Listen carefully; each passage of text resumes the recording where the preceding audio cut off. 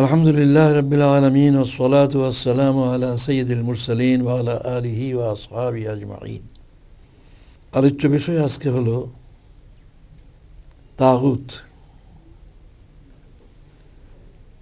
আল্লাহ তাআলা আয়াতুল কুরসিতে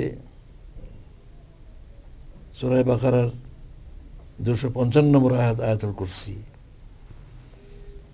আয়াতুল কুরসিতে আল্লাহ তাআলা তার সার্বভৌম গুণাবলী বর্ণনা করেছেন। এর পরের আয়াতে তিনি বলছেন, লা ইকরাহা ফিদ্দীন قد تبين الرشد من الغي فمن يكفر بالطاغوت ويؤمن بالله فقد استمسك بالعروة الوثقى لا انفصام لها وهو السميع العليم। এই কথাগুলি ভালো করে বোঝা প্রয়োজন। আল্লাহর সার্বভৌম গুণাবলীর উল্লেখ করার পর আল্লাহ বলছেন, এই আয়াতে আল্লাহর যে পরিচয় দেওয়া হলো, এই পরিচয় পাওয়ার পর এইরকম এক প্রভুর, এরকম এক সত্তার প্রতি ঈমান আনার ব্যাপারে আল্লাহ মানুষকে বাধ্য করেন না। লা ইকরাহা ফিদ্দীন, দ্বীনের দাবি এটাই যে এই আল্লাহর প্রতি ঈমান আনতে হবে, যে আল্লাহর পরিচয় দেওয়া হলো আয়াতুল কুরসিতে। কিন্তু দ্বীনের দাবি যতই হোক, দ্বীন বাধ্য করে না কাউকে ঈমান আনার জন্য। তাকে এখতিয়ার দিয়েছে, ইচ্ছা করলে ঈমান আনবে, ইচ্ছা করলে আনবে না। লা ইকরাহা ফিদ্দীন, দ্বীন বাধ্য করে না। قد تبين الرشد من الغي, কোনটা সঠিক পথ, কোনটা বিভ্রান্তিকর পথ, এটা স্পষ্ট হয়ে গেছে, এটা স্পষ্ট করে দেওয়া হয়েছে। এখন যার ইচ্ছা সঠিক পথ গ্রহণ করুক, ইচ্ছা না হলে গ্রহণ করবে না। তবে গ্রহণ যদি করতে হয়, ঈমান যদি আনতে হয়, তাহলে ঈমান আনার আগে তাকে তাগুতের কাফির হতে হবে। ফামা ইয়াকফুর বিত-তাগুত, যে তাগুতের কুফরি করলো, তাগুতকে মানতে অস্বীকার করলো, ওয়ায়ুমিন বিল্লাহ, এরপর আল্লাহর প্রতি ঈমান আনলো, ফাকাদ ইসতামসাকা বিল উরওয়াতিল ওয়াসকা, সে মজবুত রজ্জু ধারণ করলো, লা ইনফিসাম লাহা, যা ছিন্ন হবার নয়। এই যে কথাগুলি, এই কথাগুলি বুঝবার জন্য আমাদেরকে বুঝতে হবে যে যখন কেউ ঈমান আনে, তখন আল্লাহর সঙ্গে তার কয়েক রকম সম্পর্ক সৃষ্টি হয়। কোরআন মাজিদের সর্বশেষ সূরা আন-নাসের মধ্যে আল্লাহ তাআলা ওই সম্পর্কের কথা জানিয়ে দিয়েছেন। কুল আউযু বিরাব্বিন নাস, মালিকিন নাস, ইলাহিন নাস। এই যে সম্পর্কটা সৃষ্টি হয় ঈমান আনলে পরে, এই সম্পর্কটা ছিন্ন হয়ে যায় যদি নাকি তাগুতকে আগে অস্বীকার করার সিদ্ধান্ত না থাকে। কারণ তাগুত পদে পদে তাকে ঈমান থেকে সরাইয়ে ফেলবে যদি নাকি সে আগের থেকে সিদ্ধান্ত না নেয় যে আমি তাগুতকে মানতে রাজি নই। তা আমি একটা বই লিখেছি যে খাঁটি মুমিন হতে হলে পাক্কা কাফির হতে হবে, তাগুতের পাক্কা কাফির হতে হবে। কারণ যদি নাকি সে এই সম্বন্ধে সচেতন না হয়, ঈমানের দাবি যেটা, সেই দাবি পূরণ করতে পারবে না যদি নাকি এই তাগুতকে না মানার সিদ্ধান্ত তার আগে থেকে না থাকে। ঈমান আনলো, পজিটিভ দিকটা আসলো, কিন্তু সে জানে না তাগুত সম্বন্ধে, আর ওরা যে অস্বীকার করতে হবে এটা সম্বন্ধে সচেতন নয়। তাহলে ঈমানের কাজ যখনই সে করতে যাবে, ঈমানের দাবি পূরণ করতে যাবে, পদে পদে তাগুত তাকে বাধা দিবে এবং বাধা দিয়ে সফল হয়ে যাবে, এবং সফল হয়ে গেলে পরে আল্লাহর সঙ্গে সম্পর্কটা ঠিক থাকবে না। এটুকু আলোচনার পর আমরা তাগুত শব্দটার অর্থ আলোচনা করি। তাগুত শব্দের অর্থ হলো সীমা লঙ্ঘনকারী। সীমা আরবি হচ্ছে তুগয়ান। আরবিতে প্লাবনকেও তুগয়ান বলা হয়, যে পানি নদীর দুই কূলের ভিতরে থাকবে, কুল ছাপিয়ে যাওয়াটা সীমালঙ্ঘন। যখন পানি নদীর কুল ছাপিয়ে চলে যায়, প্লাবন হয়, তখন এটাকে আরবিতে তুগিয়ান বলে। আল্লাহ তাআলা মুসা আলাইহিস সালামকে বললেন, ইযহাব ইলা ফিরআউনা ইন্নাহু তাগা, সে তাগুত হয়ে গেছে, সে সীমালঙ্ঘন করেছে। এই সীমালঙ্ঘন কথাটা বুঝতে হলে এটা বুঝতে হবে যে কিসের সীমা লঙ্ঘন করলো। এই কিসের সীমা লঙ্ঘন করলো এটা না বুঝলে তাগুতকে বোঝা যাবে না। তাগুত হচ্ছে সীমা লঙ্ঘনকারী। কিসের সীমা লঙ্ঘন করে এটা বুঝতে হলে এটা বুঝতে হবে যে আল্লাহ তাআলা মানুষকে হুকুম করেছেন কতক কাজ করার এবং কতক কাজ না করার, আদেশ এবং নিষেধ, এই দুটো হুকুম করেছেন। কিন্তু এই হুকুম পালন করার জন্য তিনি বাধ্য করেন না। মানুষকে এখতিয়ার দিয়েছেন, ইচ্ছা করলে হুকুম পালন করবে, ইচ্ছা করলে অমান্য করবে। যেগুলি করতে বলেছেন সেগুলি করবে না, আর যেগুলি নিষেধ করেছেন সেগুলি করবে তার ইচ্ছা করে। এই যে আল্লাহ নাফরমানি, অবাধ্য হওয়ার, আনুগত্য না করার যে এখতিয়ার আল্লাহ দিয়েছেন, এই এখতিয়ারের মানে হলো যে জানিয়ে দিয়েছেন যদি নাকি তোমরা আল্লাহর আনুগত্য করো তাহলে দুনিয়াতে শান্তি পাবে, আখিরাতে মুক্তি পাবে। আর যদি তা না করে তো দুনিয়াও অশান্তি ভোগ করবে, আখিরাতে শান্তি ভোগ করবে। কিন্তু এখতিয়ার আছে, বাধ্য করে দেন না যে আল্লাহর হুকুম পালন করতেই হবে। এই যে এখতিয়ারটা আছে অমান্য করার, এটার দুইটা স্টেজ আছে, দুইটা সীমা আছে। একটা সীমার নাম হচ্ছে ফিস্ক, ফে সিন কাফ। আরেকটা সীমা হচ্ছে কুফর। যে ফিস্ক করে সে ফাসিক, যে কুফর করে সে কাফের। ফিস্ক মানে হচ্ছে অস্বীকার করা নয়, অমান্য করা। নামাজ ফরজ, ওরা কর্তব্য, আল্লাহর হুকুম স্বীকার করে, নামাজ পড়ে না, এই লোক কাফের নয়, ফাসিক। আল্লাহর হুকুমকে স্বীকৃতি দেয়, এই জন্য কাফের নয়। আর যে অস্বীকার করে সে কাফের। শুধু নামাজ পড়ে সময় নষ্ট করবো কেন, এটা হলো কুফরি কথা। এই যে দুটো সীমা মানুষকে এটুকুই এখতিয়ার দিয়েছেন। প্রত্যেক মানুষেরই তার ব্যক্তিগতভাবে সিদ্ধান্ত নেওয়ার এখতিয়ার আছে, ইচ্ছা করলে মানবে, ইচ্ছা করলে মানবে না। এবং না মানার জন্য সীমা হচ্ছে এই দুটো, একটা প্রাথমিক সীমা ফিস্ক, আর একটা চূড়ান্ত সীমা কুফর। তাগুত হচ্ছে ওইসব শক্তি যেগুলি এই দুটো সীমাও লঙ্ঘন করে।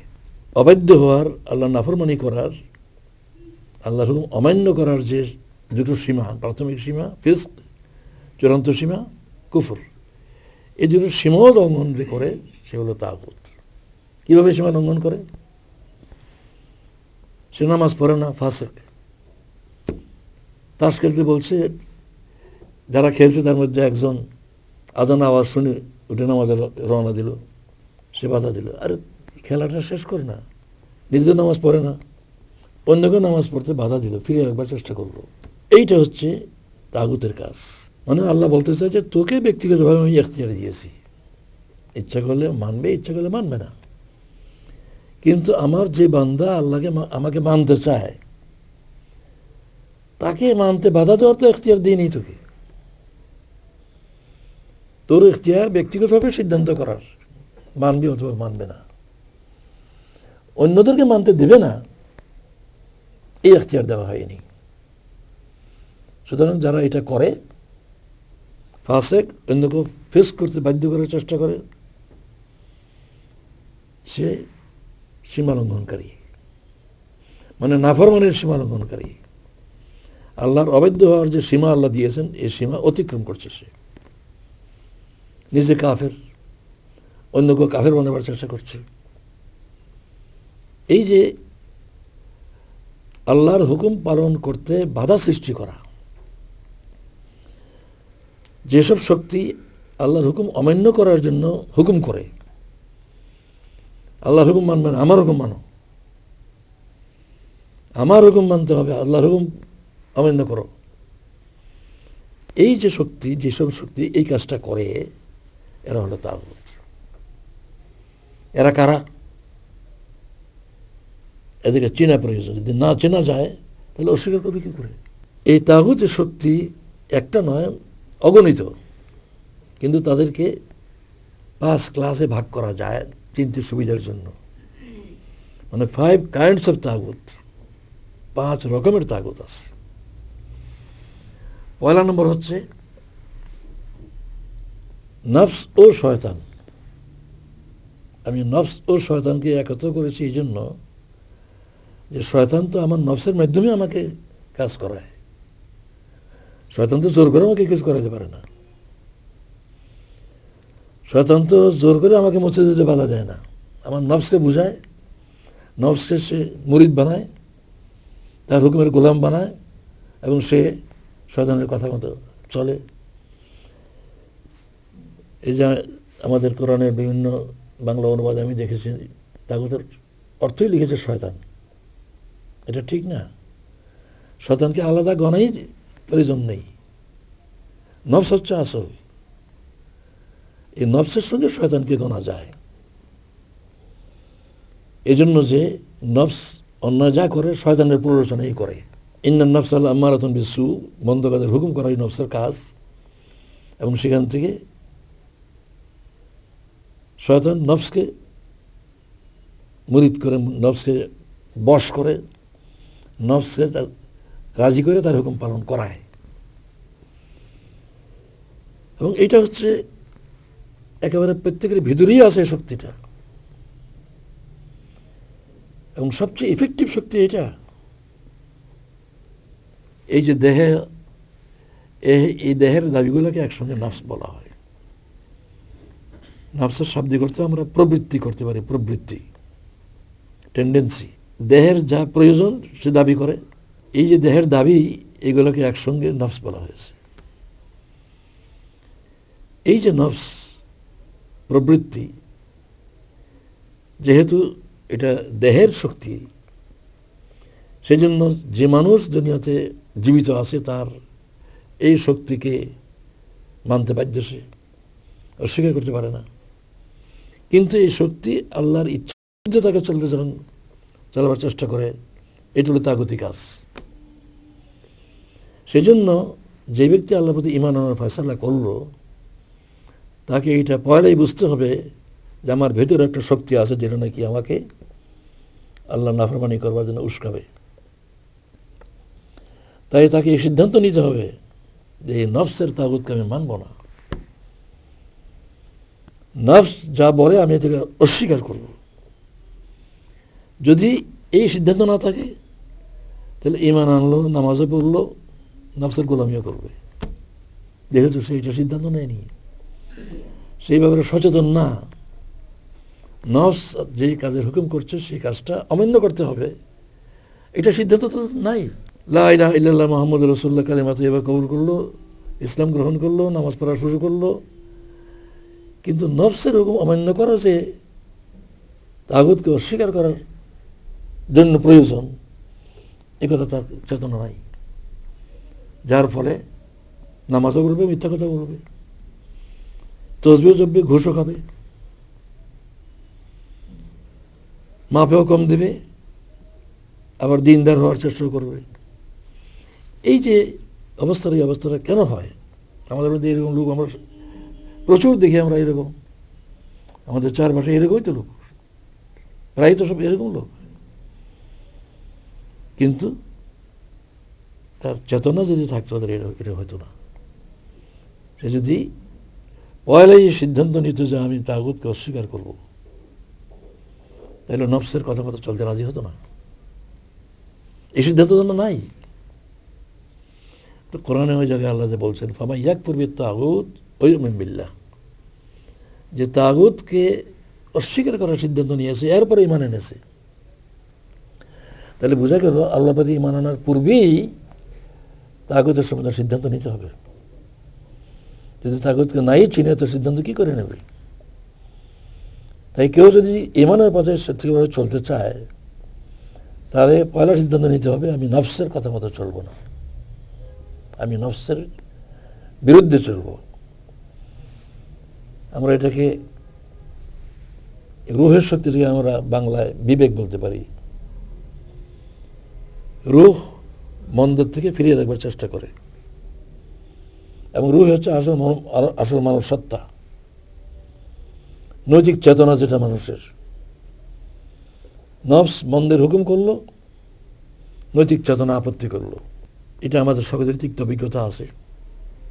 মন্দ কাজের জন্য যখন নফস উস্কায় তখন তাকে বাধা দেওয়ার চেষ্টা করে এই নৈতিক চেতনা, যেটা করা যাবে না। এই যে বিবেক, যদি কেউ সত্যিভাবে আল্লাহর পথে চলার সিদ্ধান্ত নিতে চায় তাহলে তাকে এই সিদ্ধান্ত নিতে হবে যে আমি বিবেকের বিরুদ্ধে চলব না, না না না, আমি বিবেকের বিরুদ্ধে চলব না। এটা কিন্তু একটা বিরাট ব্যাপার যে আল্লাহ তাআলা মানুষকে শুধু সঠিক পথে চলার জন্য ওহী দেন নেই, বিবেক শক্তি দিয়েছেন। কেউ যদি আদালতে আখিরাতে আল্লাহর কাছে এই কৈফিয়ত দেওয়ার চেষ্টা করে যে তুমি যে ওহী পাঠাইছিলে তো আমি জানি না, আমার কাছে কেউ পৌঁছায় নেই, সুতরাং আমি যা অন্যায় করেছি সেগুলির জন্য তুমি আমাকে ধরবে কোন আইনে, আল্লাহ তাকে বলবেন যে তোকে আমি চেতনা দিয়েছিলাম কিনা, যে মন্দ কাজ করেছে সে মন্দ বলে জানা ছিল কিনা।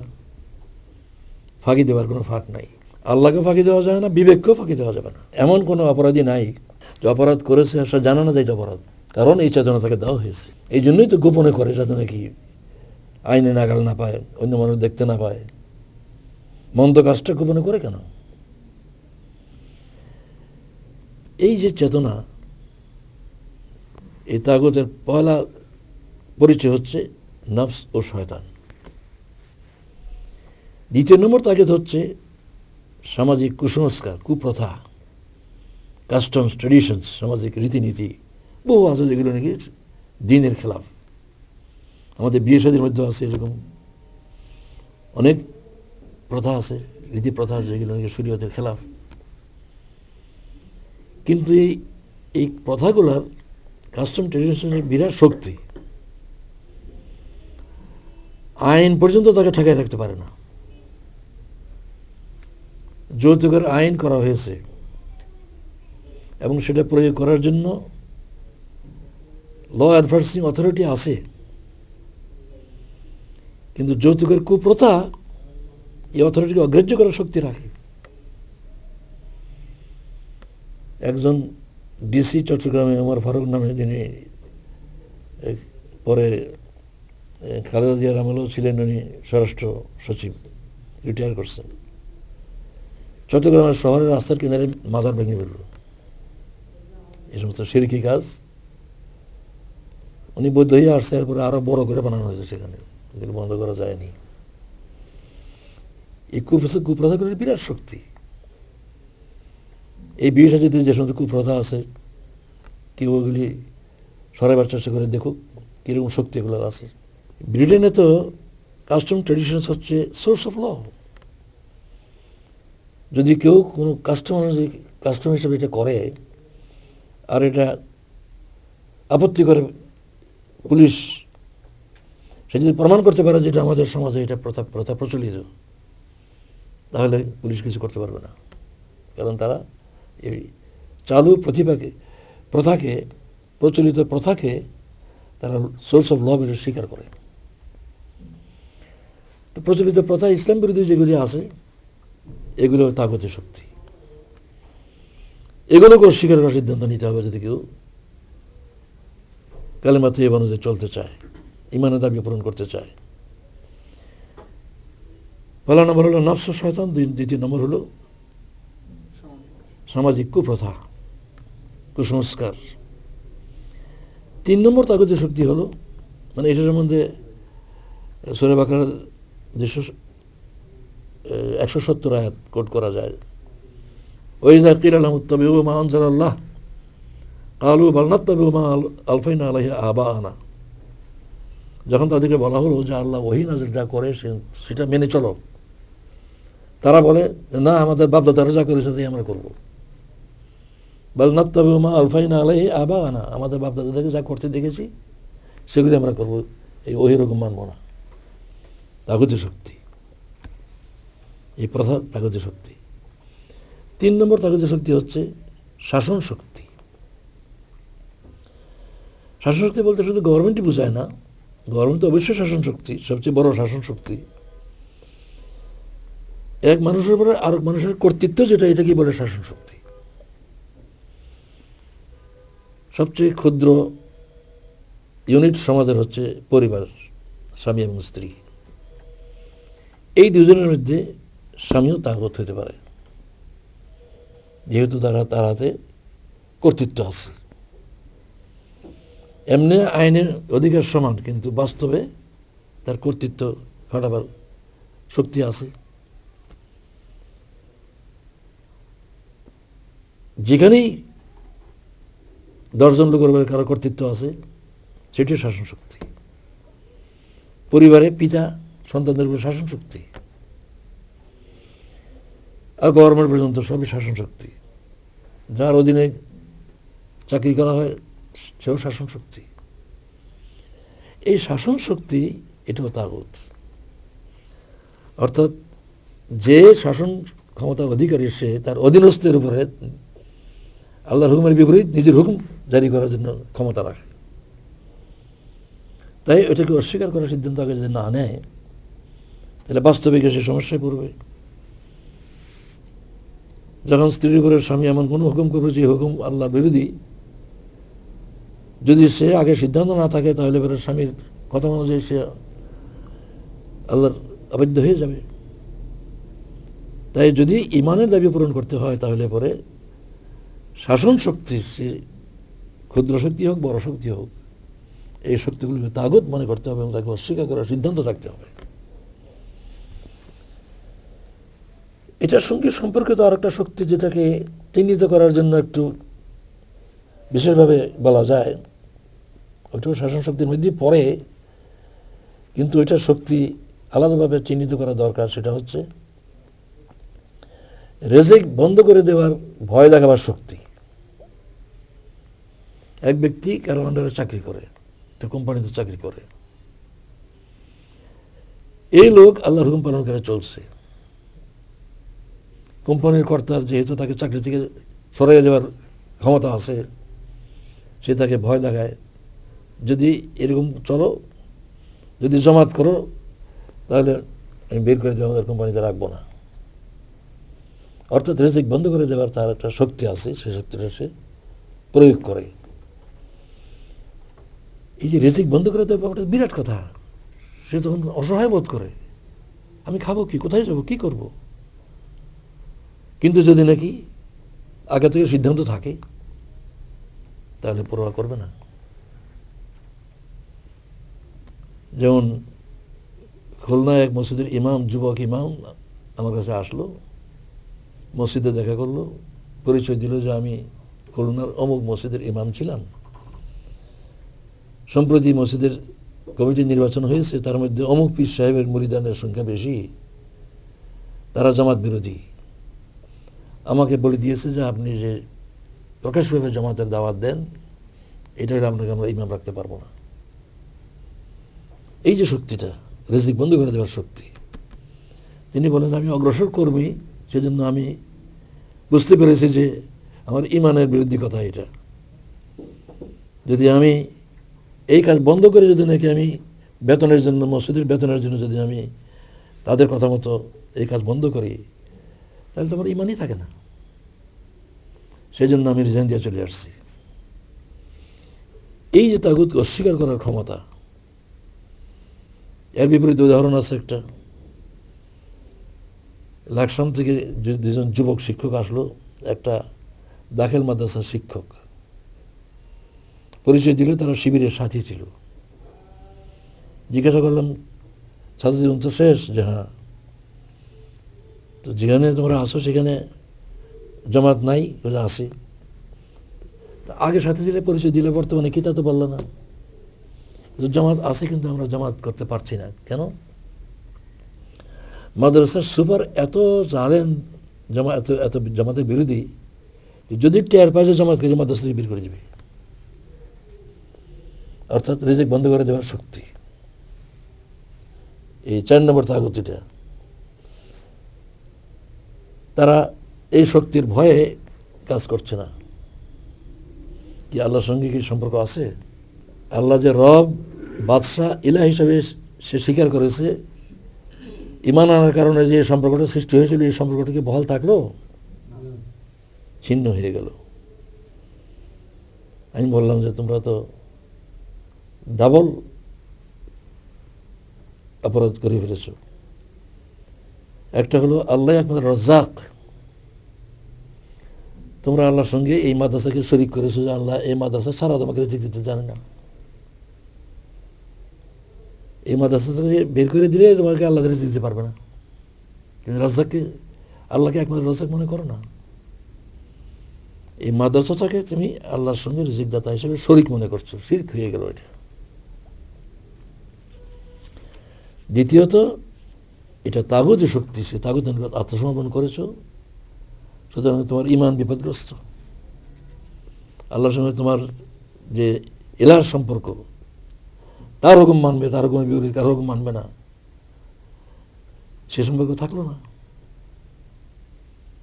আল্লাহ বলছেন না যে ফামান ইয়াকফুর বিত-তাগুত ওয়া ইউমিন বিল্লাহ ফাকাদ ইসতামসাকা বিল উরওয়াতিল ওয়াসকা, সে এমন মজবুত রজ্জু ধারণ করেছে, লা ইনফিসামা লাহা, ছিন্ন হবে না। আল্লাহর সঙ্গে সম্পর্কের যে রশ্মি, যে রজ্জু, সেই রজ্জু ছিন্ন হয়ে গেল ওই তাগুতকে অস্বীকার করা না করার কারণে। সে মনে করেছে যে ঈমান আছে, নামাজ পড়ছে, মাদ্রাসায় পড়াচ্ছে, অথচ তার ঈমানের যে বিপদে শিখেছে এটা সে টের পাচ্ছে না। এই জন্য টের পাচ্ছে না যে তাগুতকে বলে অস্বীকার করার সিদ্ধান্ত নাই। 5 নম্বর তাগুত হচ্ছে অন্ধ অনুসরণের দাবিদার শক্তি। অর্থাৎ আমি বলছি করতে হবে, আর কোনো যুক্তি নিঃশর্তভাবে আমার কথা মানতে হবে। এই যে নিঃশর্ত আনুগত্য, এই দাবি করার অধিকার শুধু আল্লাহ এবং রসুলের ছাড়া আর কারো নাই। কারণ এই দুজনই নির্ভুল। আল্লাহ নির্ভুল, আর রসুল হওয়ার কারণে ওহীর দ্বারা তাকে নির্ভুল হিসেবে চলতে দেন। যদি কোনো সামনে ভুল হয়, ওহীর দ্বারা সংশোধন করে দেন। কোরআন শরীফে কয়েকটা জায়গায় আছে রসুলের সংশোধন করা হয়েছে ভুলের। এর মানে হচ্ছে কি, আর ভুল নাই, থাকলে সেগুলো সংশোধন করা হইতো। যে কটা রসুলের ভুল ছিল আল্লাহ সংশোধন করে দিয়েছেন, আর কোনো ভুল নাই। আল্লাহ এবং রসুল, আল্লাহ নির্ভুল, যেহেতু রসুল আল্লাহর বিধান মতো চলে, আল্লাহর নির্দেশ মতো চলেন, সেই জন্য তিনিও নির্ভুল। শুধু এই দুটো সত্তারই অধিকার আছে নিঃস্বার্থ আনুগত্য দাবি করার। আমি বলছি তাই করতে হবে, কোনো যুক্তির ব্যাপার না। এই দাবি যারা করে, এই ভাব যারা দেখায়, তারাও তাগুত। ওয়াত্তাখাযু আহবারহুম ওয়া রুহবানাহুম আরবাবা মিন দুনিল্লাহ। ইহুদিদেরকে বলা হয়েছে যে এরা তাদের পীর এবং আলেম, আহবার ও রুহবান, আহবার হচ্ছে আলেম, আর রুহবান মানে রাহবানিয়ত, বৈরাগ্য যারা করে, সন্ন্যাস। আলেম ও পীর বুজুর্গ যাদেরকে মনে করে, যাদেরকে অন্ধভাবে মেনে চলে, এদেরকে আল্লাহর জায়গায় তাদেরকে বসিয়ে রেখেছে। অন্য আনুগত্য, হুজুর বলছে, আর কোনো ব্যাপার নাই। ফার্সিতে একটা কথা আছে, খাতায়ে বুজুর্গান গ্রেফতান খাতাস্ত। বুজুর্গের ভুল ধরাটাই ভুল। বুজুর্গ বলছে, তর্ক করা যাবে না, যা বলছে মানতে হবে। রাজনৈতিক ময়দানেও এটা আছে, নেতা বলছে, নেত্রী বলছে, তাই এটা মানতে হবে, অন্ধভাবে মানতে হবে, সেখানে কোনো যুক্তির প্রশ্ন না। এইরকম যারা নাকি নিঃশর্ত আনুগত্যের দাবিদার শক্তি, এগুলো তাগুত। যদি এই সমস্ত তাগুতকে না চিনে আর এগুলি অস্বীকার করার সিদ্ধান্ত না নেয় আর ঈমান আনে, তাহলে এই ইমান টিকবে না। পদে পদে তাগুত তাকে ইমান থেকে সরাই নিয়ে আসবে, যেহেতু সিদ্ধান্ত নাই। সে মেনে নিলে পরে সম্পর্ক আল্লাহর সঙ্গে ছিন্ন হয়ে যাবে। আমি উদাহরণ দিই, এটাকে ছোট্ট একটা উদাহরণ। যদি কেউ জমিতে ফসল বুনতে চায়, তো সে দেখবে জমি তো খালি নেই, ধানের বীজ ফেলবে, কিন্তু দেখতে ধানের মতোই, ধান না, ঘাস। যদি এই ঘাস উৎখাত না করে, জমিনকে খালি না করে যদি সেখানে ধানের বীজ ফেলে, তো ধান তো হওয়া দূরের কথা, এটাও গেল, যেটা ফেললো এটাও গেল। জমি খালি করতে হবে, এই খালি জমিতে বীজ বুনতে হবে, তবে গিয়ে বারবার আবার ঘাস উঠবে, সেইটাও উৎখাত করতে হবে, নিরাইতে হবে। এই যে ইমান মনের মধ্যে আপনার জায়গা দিবেন, এই মনটা তো খালি নাই। আগের থেকে সমাজের প্রথা চালু আছে, এই তাগুতগুলা নফস তো আছেই ভিতরে, বাইরের বাকি চারটেও সমাজে আছে, এবং সেগুলি আগাছা হিসাবে মনের জমিতে আছে। এইগুলোকে উৎখাত না করে এখানে ইমানের বীজ ফেলবেন কোথায়? ইমানের বীজ ফেলারই জায়গা নাই। সেই জন্য সত্যিকারের ইমান তখনই অর্জন করা সম্ভব যখন কেউ ইমান আনার আগেই তাগুতকে চিনে তাকে অমান্য করার সিদ্ধান্ত নেয়। তাই খাঁটি মুমিন হতে হলে তাগুতের পাক্কা কাফের হতে হবে। আমরা লক্ষ্য করি যে ইমান আনার জন্য যে আশহাদু আল্লা ইলাহা ইল্লাল্লাহ ওয়া আশহাদু আন্না মুহাম্মাদুর রাসূলুল্লাহ, কালেমে শাহাদাত, যেটা সংক্ষেপে আমরা কালিমা তাইয়্যিবা বলি, লা ইলাহা ইল্লাল্লাহু মুহাম্মাদুর রাসূলুল্লাহ। এই কথাটা লা দিয়ে শুরু হলে কেন? আল্লাহু ইলাহু ওয়াহিদ বললে তো চলতো, আল্লাহ একমাত্র ইলাহ। এই বক্তব্যটা, কালিমা তাইয়্যিবার বক্তব্যটা তো এভাবেও হইতে পারত, লা দিয়ে কেন শুরু করা হলো? এই জন্য যে এটা আগে থেকে আছে, এটাকে আগে অস্বীকার করো। এই যে ফামা ইয়াকফুর বিত্তাগুত ওয়া ইউমিন বিল্লাহ, ওই ফর্মে কিন্তু কালিমা তাইয়্যিবা। লা মানে আমি 5 প্রকার তাগুত সবগুলোকে অমান্য করার সিদ্ধান্ত নিলাম। লা ইলাহ, এগুলো আমার ইলাহ হতে পারে না, আমার ইলাহ শুধু একজন, আল্লাহ। লা ইলাহা ইল্লাল্লাহ। লা ইলাহা ইল্লাল্লাহর এই কম্পোজিশনটাও, এই শব্দ চয়নটা, এই শব্দ সাজানোটা, এটাও ওই ভিত্তিতে হয়েছে তাগুতকে অস্বীকার করা। লা মানে তাগুত মানি না। যদি এইভাবে তাগুতকে না চেনা হয়, তাহলে ইমান আনা সত্ত্বেও সে তাগুতের হুকুমে তাগুতের আনুগত্য করবে। তো তাগুতের আনুগত্য করতে থাকলে আল্লাহর সঙ্গে কী সম্পর্ক রইল? এ সম্পর্কে ছিন্ন হয়ে যাবে। নামাজও পড়বে, আল্লাহ নাফরমানি করতে থাকবে, ওই তাগুতের হুকুম পালন করতে থাকবে। এই জন্য এটা খুবই গুরুত্বপূর্ণ। আমি বিস্মিত যে এই গুরুত্বপূর্ণ কথাগুলি সমাজের চর্চা নাই। লা ইলাহা ইল্লাল্লাহর স্পিরিটটাই নেই, শব্দের উচ্চারণ আছে মাত্র। শব্দটা তো কালিমা তাইয়্যিবা না, কালিমা মানে কথা। কথা মানে এই শব্দগুলির অর্থটা হলো কথা। আগুন একটা শব্দ, এই শব্দের মধ্যে আগুন আছে নাকি? এই কাগজে 1000 বার আগুন রাখলে গরম হবে? কারণ শব্দটা আগুন না, আগুন একটা বস্তু, এই শব্দ দিয়ে এটাকে বোঝানো হয়। পানি একটা শব্দ। পিপাসা লাগছে, পানি পানি পানি পানি করতে থাকলে কি পিপাসা বাড়বে ছাড়া কমবে? কারণ পানি শব্দের মধ্যে তো পানি নেই। পানি একটা জিনিস যেটার নাম এই শব্দ দ্বারা আমরা বুঝাই। তো লা ইলাহা ইল্লাল্লাহ এই শব্দগুলি তো কালিমা তাইয়্যিবা না, এর মর্মটা হচ্ছে কালিমা তাইয়্যিবা। এই লা ইলাহা ইল্লাল্লাহ মুহাম্মাদুর রাসূলুল্লাহ বললে যে জিনিসটা বুঝায়, ওই জিনিসটা হচ্ছে কালিমা তাইয়্যিবা। এই জন্যই যদি কেউ টিয়া পাখি ময়না পাখিকে শিখাইয়ে দেয়, তা কালিমা পড়তে পারবে না, বললে কি মুমিন হয়ে যাবে? কি জন্য মুমিন হবে না? এই জন্য যে সে শব্দগুলি উচ্চারণ করেছে কিন্তু সে কি জিনিসটা সে বুঝে নাই, সে আসল জিনিস জানেই না, সেই জন্য সে মুমিন বলে গণ্য হবে না আল্লাহর কাছে।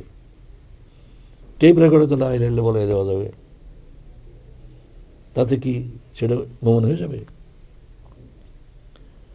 এই যে তাগুত সম্বন্ধে ভালো ধারণা রাখা, স্পষ্ট ধারণা রাখা এবং ইমানের পূর্বেই তাগুতকে অস্বীকার করার সিদ্ধান্ত নেওয়া, এটা যদি মানুষকে ঠিক মতো বোঝানো যায় তবে ইমান আনার পরে ঠিক মতো চলতে পারবে ইমানের দাবি অনুযায়ী। আর নাহলে পদে পদে তাগুত তাকে পথ থেকে সরাই ফেলবে এবং আল্লাহর সঙ্গে সম্পর্ক ছিন্ন হয়ে যাবে। আল্লাহ লান ফিসাম আল হাদ, এমন রজ্জু ধারণ করলো যে রজ্জু ছিন্ন হবে না, এটা হচ্ছে এই ইমান। আর ছিন্ন হচ্ছে প্রতি পদে পদে, যে এটা এই কারণে যে তাগুতকে অস্বীকার করার হয়নি এবং তাগুতকে চেনাই হয়নি, তাকে সম্বন্ধে ধারণাই হয়নি। আল্লাহ তাআলা আমাদেরকে তাগুতকে চিনার এবং তাগুতকে অমান্য করার সিদ্ধান্ত নেওয়ার তৌফিক দান করুন। ওয়া আখিরু দাওয়ানা আলহামদুলিল্লাহ।